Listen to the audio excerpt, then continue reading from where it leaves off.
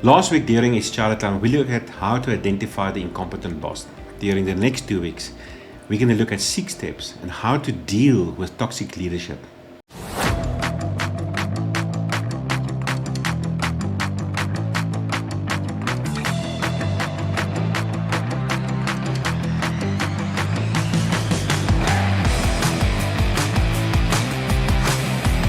It's Chaile time.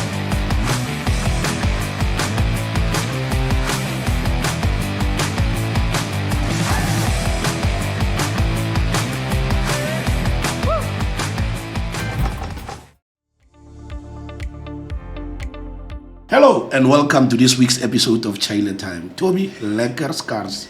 Ja, lekker skaars, né? Welcome and how are you? Tip, I'm well. I did some training at Revlon last week, 2 days giving class there. High octane. It was awesome, it was fantastic. Alright. Did they enjoy? Yeah, enjoyed it a lot. I hope you didn't spill any of our beans. Yes, it's to the you know, world. I don't have my cricket ball here, but I have what I call the dark arts of labor law. Yes. So when I do labor law training, I think this is my niche or something that sets me apart from my competitors, if you want to put it that way. Other guys will teach you on the law. I make it so practical and I make it alive. But I've got something I call, as I said, the dark arts of labor law. So I tell how litigation in practice really looks like. All the commotions, all the underhand dealings under the table. What companies, the magic companies come up with and how to make cases go away. And sometimes, once I'm done, I'm like, the people, they love it. But wherever I go and do training, it's the dark arts of labor law that, it's like an attention grab. That people getting their popcorn, their cool, and they just listen to me. Like, no way. I think that's also the importance of having this platform also, Chaile Time. You know? So what you've been busy with except for training? A lot of traveling? Yeah, yes, there's a lot of traveling at the moment. So, what's just quite interesting. I'm busy dealing with a union negotiations in Cape Town at the moment.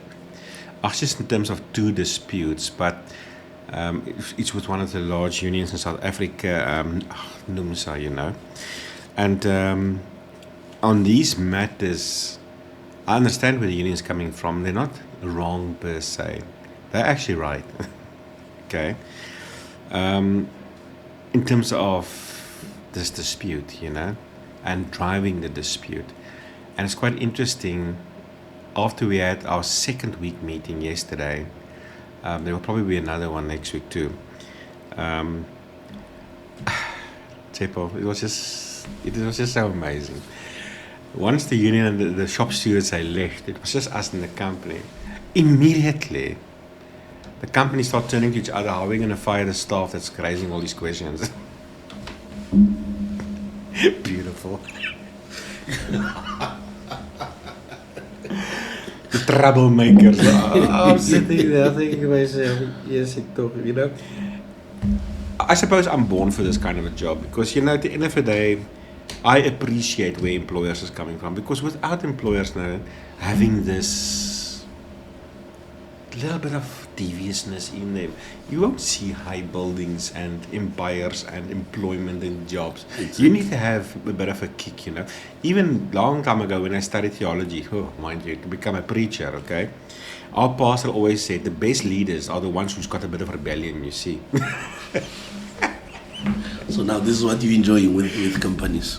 Yeah, but still, you still think, it's still shocking, it's still shocking, how the default button in an employer's mind, you complained, so you must get rid of you.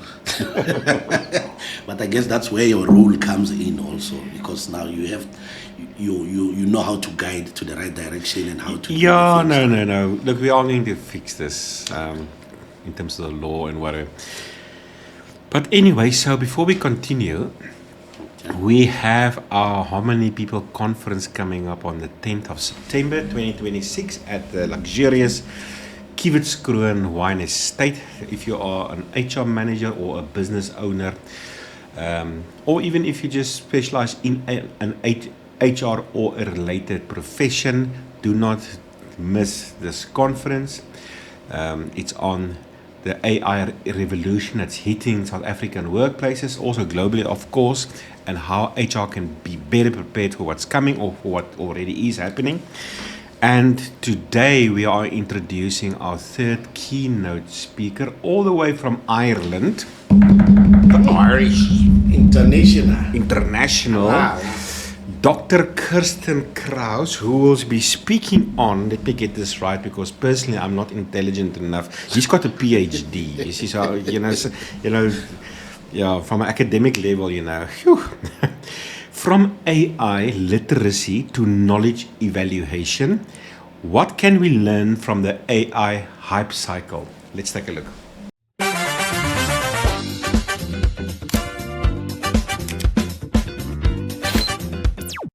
I'm Kirstin Krauss. Sit tight. Something good is coming up. Something great. I wanted to do something nice using AI, but decided I'm gonna go natural. Big AI hype. Everyone's jumping on the bandwagon, but then some others are talking about an AI bubble. Can we afford the pricing? Is it gonna go up or down? What about the climate change issues? How much electricity and water will these data centers use? They definitely don't look pretty. I spoke to a colleague in the US. He said, yes, AI can become incestuous in the sense that it trains on itself. So it operates in silos. You always need human oversight.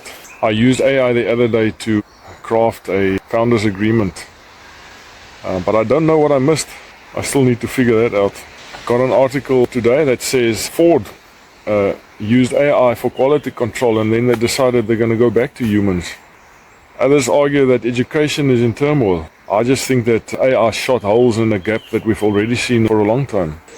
Anyway, I'll be in Pretoria, South Africa, Kivitzkroon in September to do a keynote talking about all kinds of things related to the AI hype and what key principles can we use to remain intact, to make sure that the stuff that AI produces won't take us off track.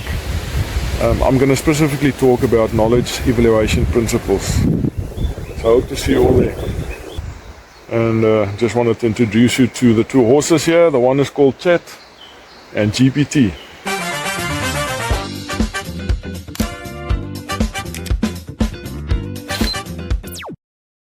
So, what are we talking about today? Meneer. For today, I think it's going to be a bit of a lengthy podcast. So we're actually dividing this into two parts. So today is part one. Last week we dealt with how to identify a incompetent boss or senior, a line manager. Okay. Some people then ask, but how are you as an employee supposed to deal with this? And this is now the continuation of last week's series or episode. So we're going to do a part one today and part two on how employees can deal with toxic leadership in the workplace. The title is Dealing with Toxic Leadership. Part one and part two. So today we're going to deal with our story. My stories, I've got like 3 stories, and I think you also have like 1 or 2 or 3 stories that you want to tell.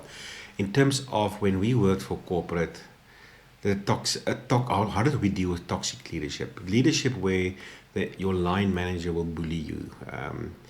They will commit unfair labor practices. How did we deal with it? And then next week, we're going to deal with the 6 steps specifically from our side, how to actually deal with this correctly, okay? Because there's obviously a bit of a context, In dealing with these matters, Tsepo, I think it is important to understand from an employee perspective that there's not a one given principle in how to deal with this. You working in that situation as an employee, your whole of your own humanity is in a way coming together at that point. And what I mean with that is, on the one hand, you have if you can look at it from a selfish perspective, you have your own professional career development that you must be mindful of. On the other hand, you have to take the circumstances of the company itself into also consideration. On even the other hand, there's the culture of the company. Another element, you are actually part of this family, this community. And then also there are laws. And then there's your corporate responsibility towards, good corporate governance, also depending on what position you are in the company. So all of that come together. So it is not that simple to simply say, listen, this is how we're going to deal with it, but we are going to contextualize how to deal with this matter, and there are 6 steps that we are going to be focusing on. So Tsepo, today we are looking at stories. Let's start with you. Story time. Tell me a story of in the workplace where you were bullied, and how did you deal with it? All right, at some point in my life, I became a taxi driver. Mm-hmm. Yes, and then, being a taxi driver, you're like a therapist. It's like a barman. You meet different people with different problems, and then you just must listen to them. If you have advice, you're gonna give advice, and. But just when my taxi era finishes, I got a job at the staff canteen. But before that, even before the taxi driving years, you were also involved in corporate then. Yes, no. Oh, must I start there? No, I'm not saying you must start there. I'm just saying, Yes. Before, I'm filling in the gaps. Yes, before my taxi driver era. Yeah. Yes, I've been around. And was there a reason why you left corporate? Story for another day. My first long-term employment, actually, where I climbed the ladder in corporate, and I met different people, and then different managers, but there was this one manager. So that manager didn't touch anything. Or was this on corporate before taxi driving? Or? Yeah, before taxi driving. Okay. Now, that's where I climbed the ladder, and then I was a cashier, and then got promoted to dealing with stock, and then at some point I was a floor supervisor, That's where I climbed the corporate ladder, and my journey was smooth there. But in that journey, there was this one manager I dealt with. Okay, but now... No, I'll go back after. Oh, we're going to get back to the canteen Yes, we're story. going to get back to the canteen. Okay, so we're talking about the corporate one first? Because now you took me back. I took you back now. Yeah, okay, let's start just clap then, that one. You see? Okay. So there's 2 stories here. Yes. Okay. But now the first one, when I was still... it's always bigger in a bigger screen. When I was still in that corporate world, you see, we had this manager. He didn't touch anything, but he was a smooth talker. But he was your boss? Yes. Yeah. He was a smooth talker. That guy was a brilliant talker, but he couldn't even lift this thing. He wouldn't just lift this thing. He will make sure that you lift this thing, you clear this thing, you reverse this truck and put it in the right place. But somebody else did it for him? Yes. He wouldn't touch anything. But when it's time for feedback, he's the one who's sending feedback as if it was him. I did this, and then we had this thing, we call it CPP. Oh, yeah. I remember CPP. We had this CPP whereby each and after every show that we showed, and then we will score and see how did the previous show did, and then at the end of the day it will be evaluated, and I think that's how the business was measured in terms of profit. So just for those who don't know, CPP is what we call it in those, we called it cent per person. Yes. It was actually a financial indicator in terms of how the business performed the previous day. Yeah, so when he gives reports and he'll be like, I did well this week and the CPP is looking good and. But there was this one day, I was alone, So now stock was delivered. I think they delivered popcorn seed. Stock was delivered. And you'll have your fidelity coming to collect money that was banked the previous night. And you'll have other companies like ABI delivering stock. So now you can't be in 3 places at the same time. Then you knock in his office. I say, can you assist me with the close one, which is fidelity, money. It's close by. That one you don't need to do anything. You just need to key in your password. And the guys got the keys. They will remove the money. You sign for them. He didn't do that. He gave me a strategy. Say, key in the pin for these guys. Whilst they are removing money, go and open the storeroom for the ABI guys. And what if he still... Yeah? No, he said, these ones, they will wait for you for your signature. But it's a process. You see now, you can do that. Then I'm like, one person in this. Then I did it, and then it worked out. But it became a norm now. Whenever I'm with him on shift, and then now the senior manager will take off when he is available. You know, Yes. they will alternate because he was the second in charge. Yeah. But there was this one day, it was a public holiday, it was on a Monday, and I think we were premiering one of the Marvel movies. I can't remember. Those, you know, Yes, big yes. movies on second. The senior manager decided to come and watch the movie with the wife on that day. Monday or public holiday. But the senior manager could see that, you know what, something is not right. Service is not moving. And what's happening? Senior manager now left his comfort and then came to ask me, hey, how are you doing? What's happening? We didn't have other beverages. So we used to rely on Monte Casino, you know, on stock and other things. But now I didn't have a car then to say I can drive to Monte Casino and get some of the stock that was missing or money, change or something, because their bank there, it's operating almost 24/7. Now I'm like, we don't have this and this and this, and then the senior manager is asking, where is my second in charge? Then I'm like, he's been phoning me since morning saying he's going to get stock from Monty. But now we are on the second show. The first show was 9 o'clock, second show was 12. I think the manager came to watch the 2 o'clock show. So 2 shows passed, we didn't have enough stock, and then I was alone on shift because we were supposed to be the 2 of us. I was running the show alone, running around like a headless chicken, only to find that the guy went to Devon for a long weekend. He's actually lying. So every time he's like, I'm on my way bringing stock, he's on his way. He ended up confessing when he arrived. He only arrived at around 6. So we already clapped also the 5 o'clock show, which was the busiest one on a public holiday, because 8 o'clock it's quiet, the next day it's a normal day, everyone is going. That's how he got caught out. I was not even a whistleblower actually, but I blew the whistle and said, this is normal. After now he was caught out, and I'm like, no, this is normal. No, this is what he does. He will say he's at work, but apparently he was running his own business somewhere. Oh. Yeah, he was running his own business. So he will come, do a walkabout and threaten everyone. If you don't do this, I'm going to fire you. If you don't do this, you're going to get into trouble. There's some moonlighting there. So he will come and terrorize us in the morning, and then he will go and look after his business. And then later he will come and see if everything runs smooth. He will gather information.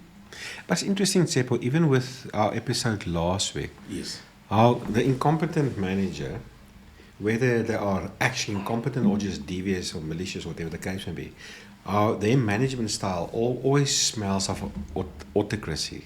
They always put, from their management style perspective, they're always managed by fear and putting pressure on a person because they're actually hiding some agenda, you see. Exactly.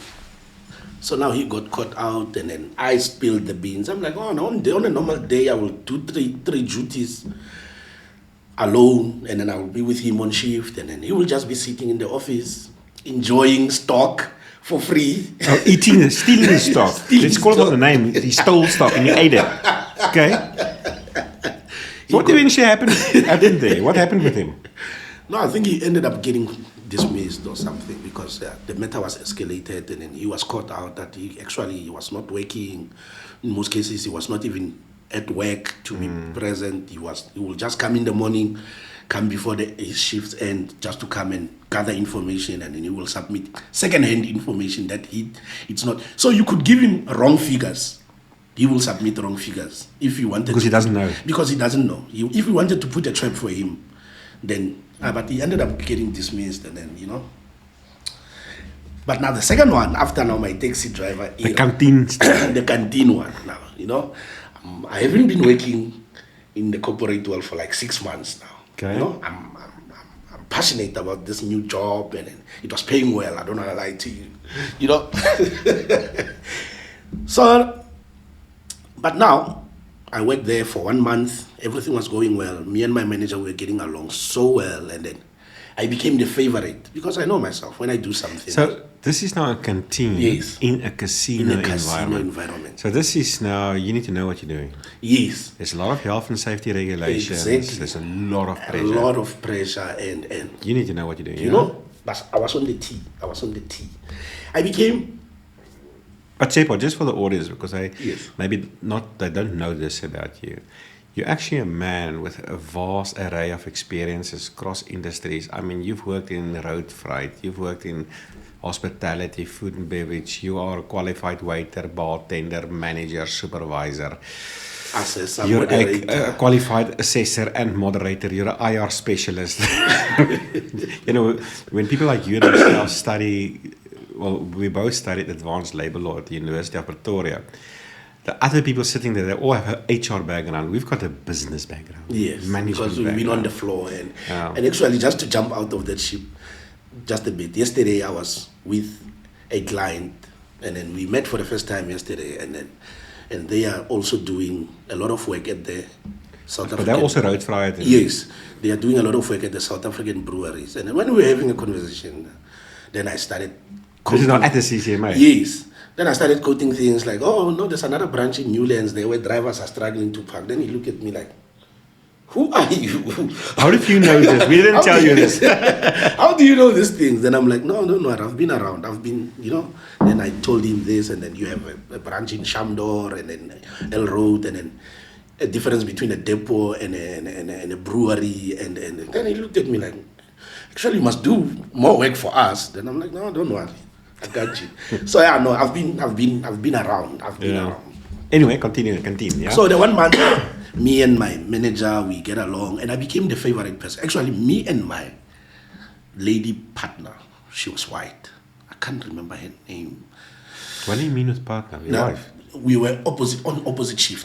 So we were relieving each other. So what was your job title? Senior supervisor. You were senior shift supervisor. Senior shift supervisor, and you're talking about the other senior shift supervisor. Yeah, so we do, if she works night, I will work day. And then if I work day, she will work. So we used to do. So those canteens are like 24 hours. Yes, but there was a team of like 4 supervisors, but the others got dismissed because apparently they didn't know what they were doing. So I only left with that white lady and our senior manager. And you. Yeah. Yes. So, all of a sudden, after a month of smooth sailing, things started changing. But now my last straw, this one is a short one, but straight to the point. My last straw, so like you spoke about food safety and health safety. And so now before you serve the food to the casino staff, because you are responsible for making sure that they are served food which is well cooked at the good temperature, and also at the servery. The temperature there, you must make sure that you check it. Now we use a thermometer and other methods of checking temperatures. So we had one thermometer, and it's with her, my manager. We were on the same shift because she was working day shift. And I'm looking for the thermometer because we put it in one place, one central place. It's always there on the day. That morning, the thermometer is not there. I'm almost quarter to 11, and then we are opening for lunch at 11.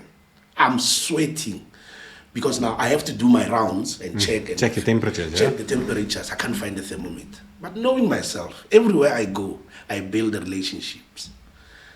There's a place called La Toscana.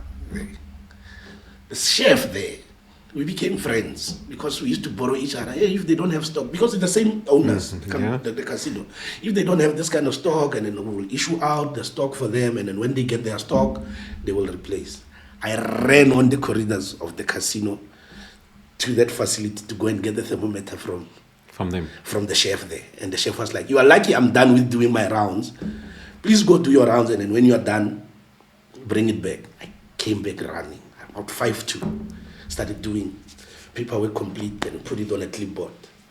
At around 12 o'clock, she came. I don't know where she was. Maybe she went for meetings or something. She came and took the clipboard and checked. And she blatantly asked me, how did you get this? Crooked. How did you get the temperatures?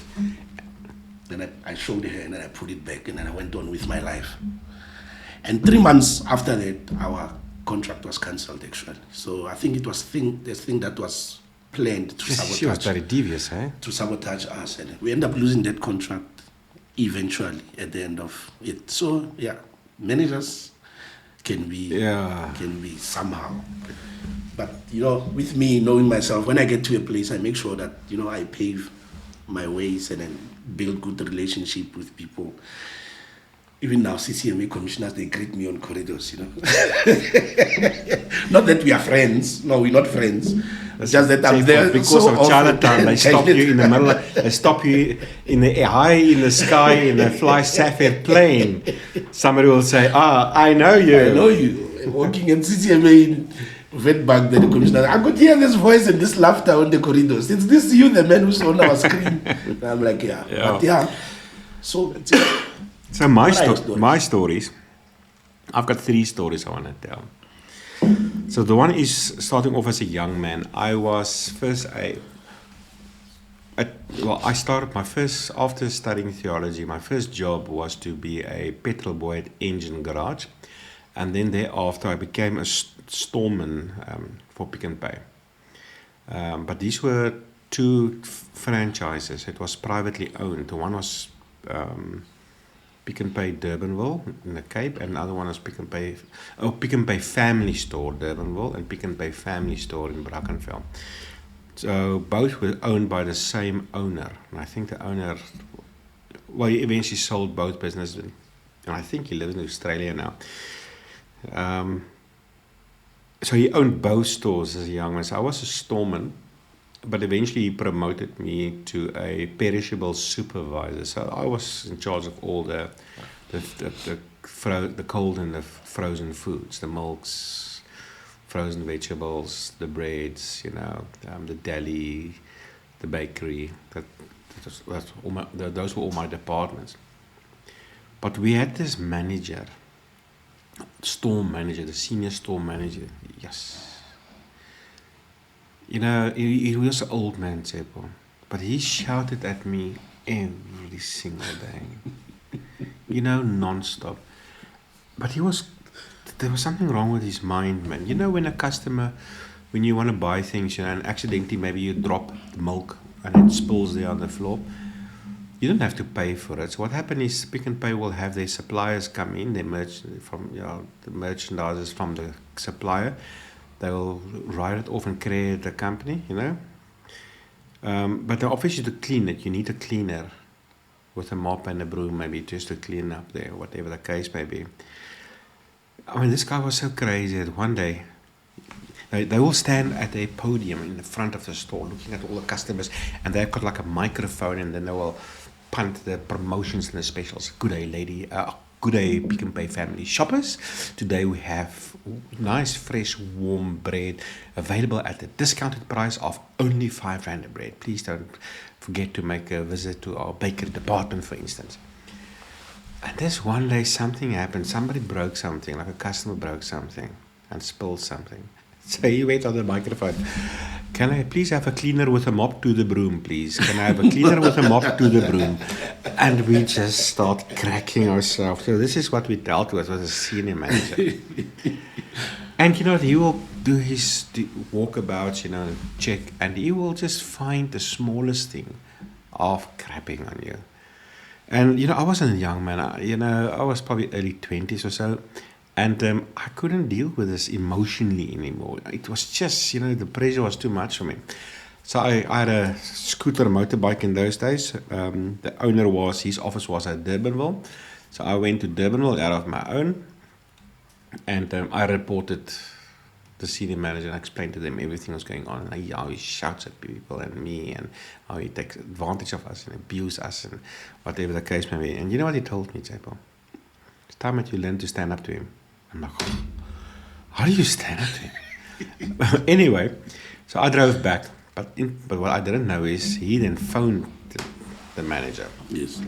So when I got back, so you go back, staff will enter the store through the storeroom at the back, and then you'll walk onto the floor. But here's the thing, right? The front of the store, behind the cashiers, they were like steps up to, and his office was there in the front. And he had a massive window, so he could actually look at the entire store floor, and there's steps going up there. And as I come through the back of the storeroom, I looked up and he stood behind the window up, and I just go like this. So he's now looking at me coming from the store on the floor. He's in his office on the top, and he's pointing to me, say, you come here. So I walked to the front, up the stairs to his office. And we sat like this. He was sitting that side, I was sitting this side, and we spoke. You know what he told me? you will accept the way I deal with you. So the boss phoned him or something. Yeah. And he told me, I will accept the way he treats me. And something in me happened. I put my hands on the table like this, and I got up, and I said, I will not. And that day, I made a decision. If you and I have to fight every single day, then let it be. The game's on. Bring it all. Luckily, a week later, it was announced the store was sold, and a month later, he was out of my life. But this is not the interesting thing. Is he was then moved to Durbanville store. And Tsepo, I'm telling you, years later after I left Pick n Pay, he got quite old, that man. And I wonder, I was living here in Pretoria already at the time, but I from time to time go back to Cape Town, and I decided, let me just go visit this store. And I walked in and vrachtig, he's still there.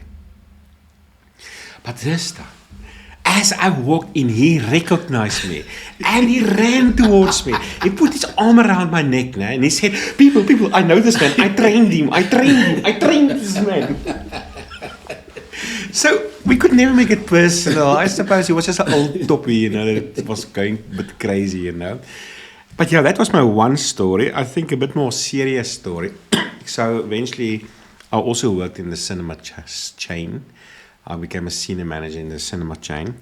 But we had a national food and beverage manager at our head office. Some people, when they approach corporate, they want to do the best in making sure the company thrives. Yes. But other people, they want to create their own kingdom inside that ecosystem. And for them, it is about becoming king. For them, it is about the political game, the political theater. And he was one of those people.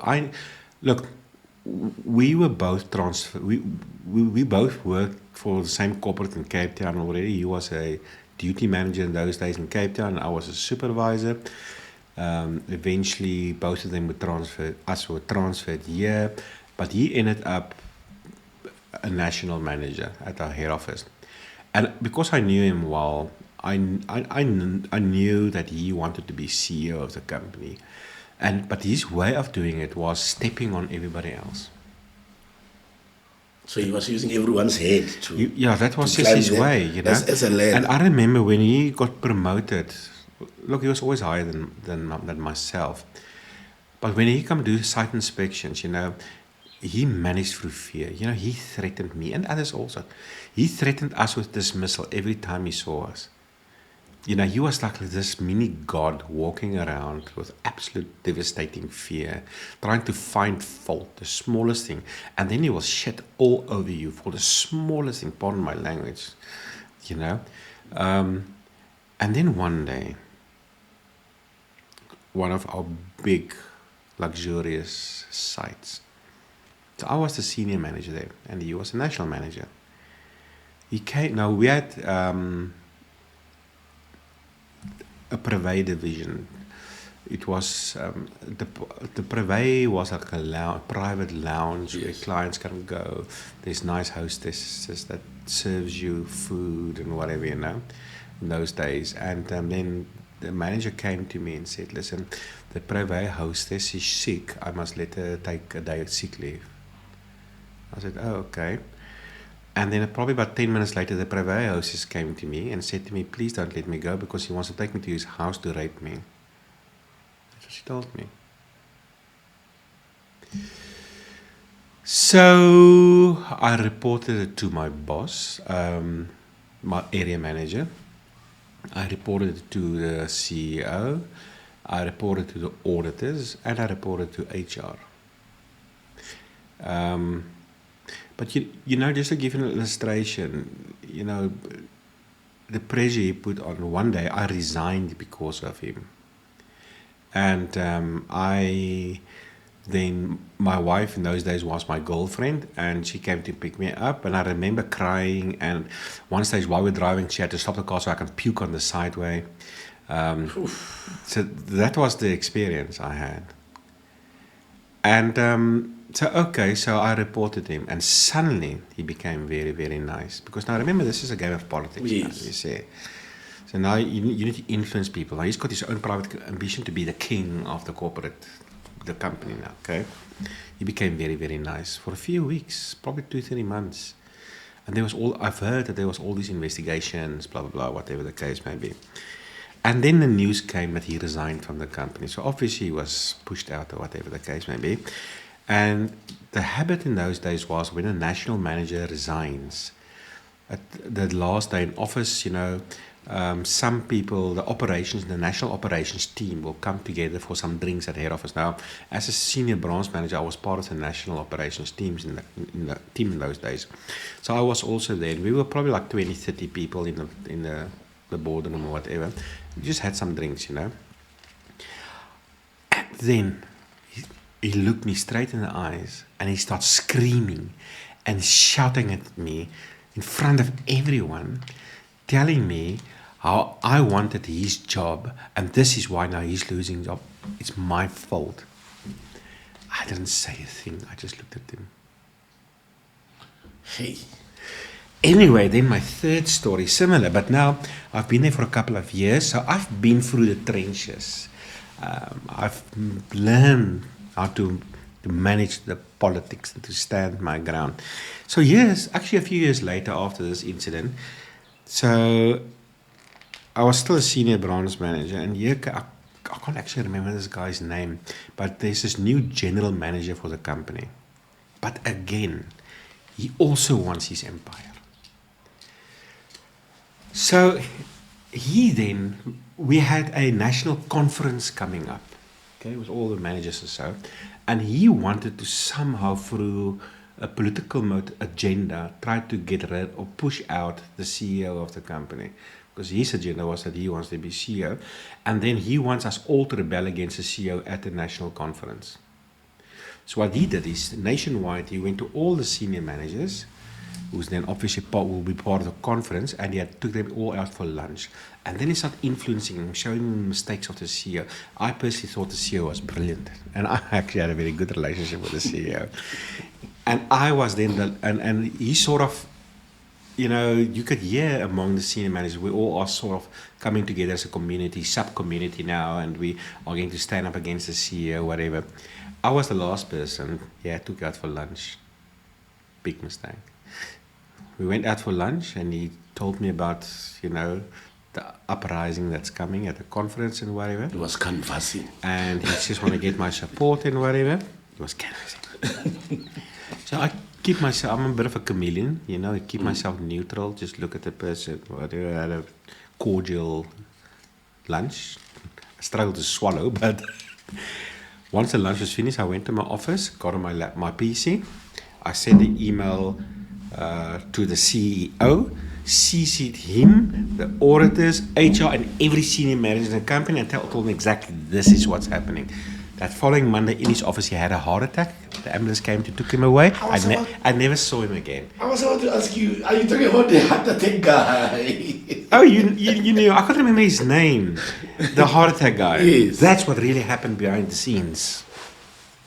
So I just sunshine, fire so me. So you give that man his heart attack. Do with me what the hell you want. I've been through this. I ate this cookie many times. I was one of 3 chair people that was trained by this company, and we were the ones doing hearings in the entire group of companies. And we've been there for a long time. Yeah. So myself and 2 or so others were the wrong people to play dirty politics with. We in those days, when we started, the company was the leadership was extremely corrupt. They stole money, the directors. They will appoint women as bosses just because they slept with them. So some of us came through that journey. Is that how you? And eventually the company turned professional and the culture became fantastic. So when you suddenly get this element in there, sunshine, I've been there. Is that how you got the name Scorpion? In that corporate, I've probably fired the most people of them all, and that's why I learned my IR and whatever from a management perspective. But that's a story. So to end it off, yesterday I got a call from an HR manager at a big corporate company in South Africa. His boss wanted a report.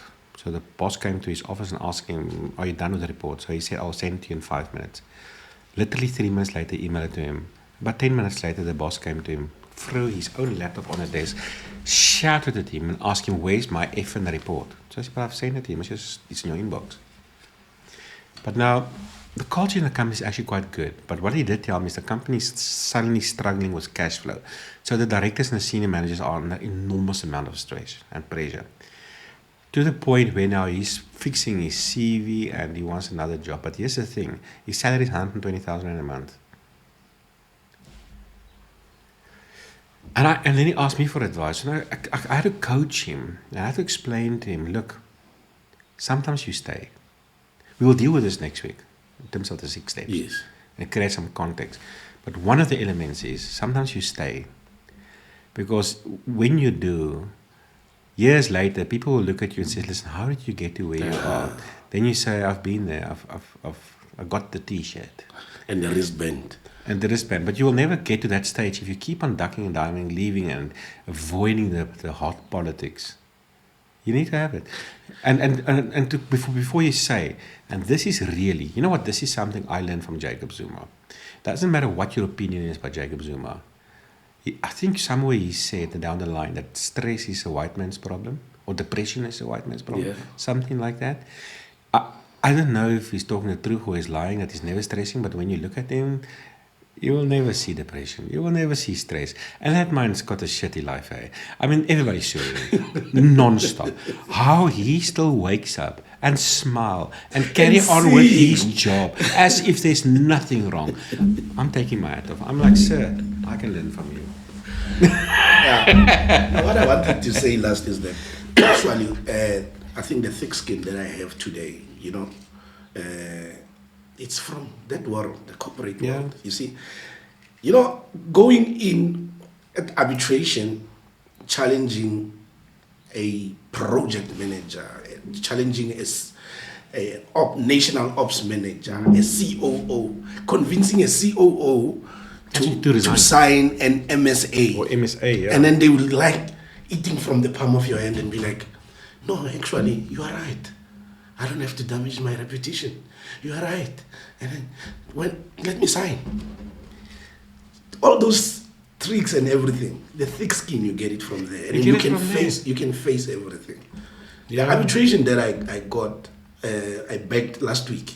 Yes. The guy was a project manager for a big company which is subcontracted with Transnet. That guy is a senior person, but I look straight in the eyes and say, "This is not how things are done.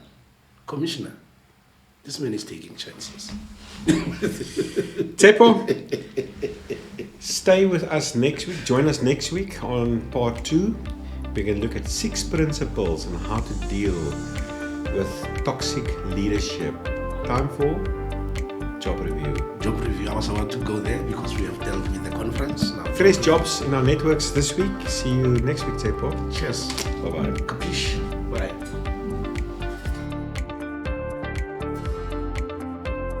Good morning, Harmony people. Let's have a look at some of the vacancies posted nationwide on our Harmony People's network this week. First up, Icebolito Group is calling for suitable candidates to apply for the permanent position of Employee Relations Specialist within the Group Human Resources Department. Flink is looking to hire a sales engineer. Executive HR Consultants is seeking a detail-oriented and experienced accountant to join their team. And last but not least, Basadi is looking for a junior QC welding inspector. For the full information of the mentioned positions, how to apply, as well as more available positions, find the vacancy link in the description. You will also find a link to a useful video on how to compose a winning CV and have a successful interview. Tune in again next week for more Harmony vacancies.